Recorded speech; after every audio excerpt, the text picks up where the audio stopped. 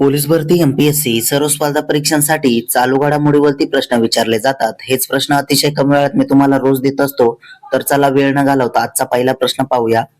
2026 चा ICC under 19 विश्वचषक कोणी जिंकला आहे? तर त्याचं उत्तर आहे आपल्या भारत देशाने.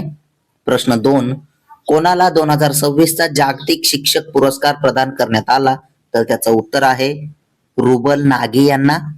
प्रश्न 3, कोणत्या संघाने महिला प्रीमियर लीग 2026 चे विजेतेपद जिंकले? तर त्याचं उत्तर आहे रॉयल चॅलेंजर्स बँगलोर यांनी.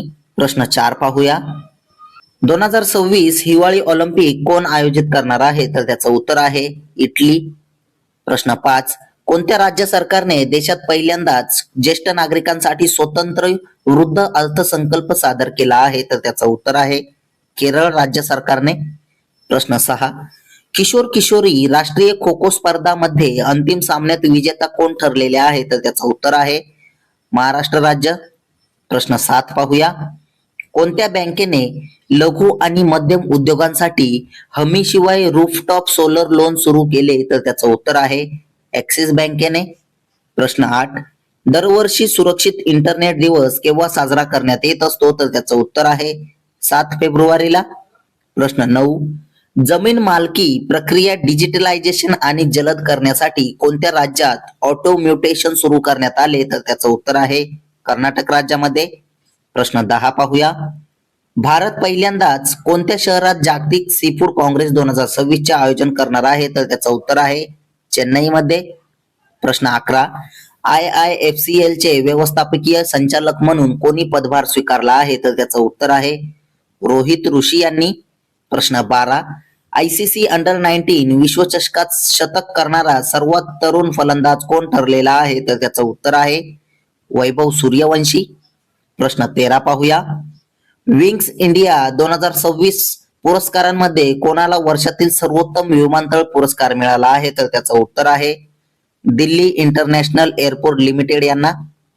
प्रश्न 14, 2025 मध्ये भारत चीन द्विपक्षीय व्यापाराने विक्रमी उच्चांक गाठला. त्याचे एकूण व्यापार मूल्यांक किती आहे? तर त्याचं उत्तर आहे 155.6 अब्ज अमेरिकन डॉलर्स.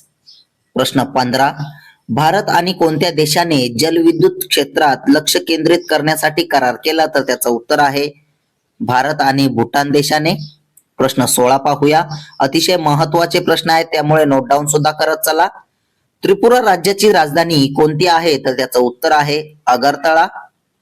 तुमच्यासाठी प्रश्न आहे, आसाम राज्याची राजधानी कोणती आहे ते कमेंट मध्ये सांगा.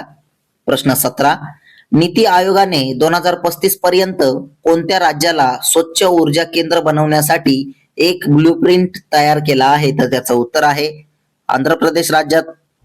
प्रश्न 18, केरळ राज्याचे सध्याचे राज्यपाल कोण आहेत? तर त्याचं उत्तर आहे राजेंद्र आर्लेकर. प्रश्न 19 पाहूया. 19 वर्षाखालील क्रिकेट विश्वचषक स्पर्धा कुठे पार पडली? तर त्याचं उत्तर आहे झिम्बाब्वे इथे. प्रश्न 20, भारत अमेरिका संरक्षण सहकार्यावरील 24वी संयुक्त तांत्रिक गटाची बैठक कुठे पार पडली? तर त्याचं उत्तर आहे नवी दिल्ली येथे. असेच रोजचे चालू घडामोडीवरील प्रश्न अतिशय कमी वेळेत पाहण्यासाठी आपल्या चॅनलला सबस्क्राईब नक्की करा आणि व्हिडिओला लाईक करा. तुम्हाला या प्रश्नांची मंथली जर PDF हवी असेल तर आपल्या टेलिग्राम चॅनलला जॉईन करा. धन्यवाद.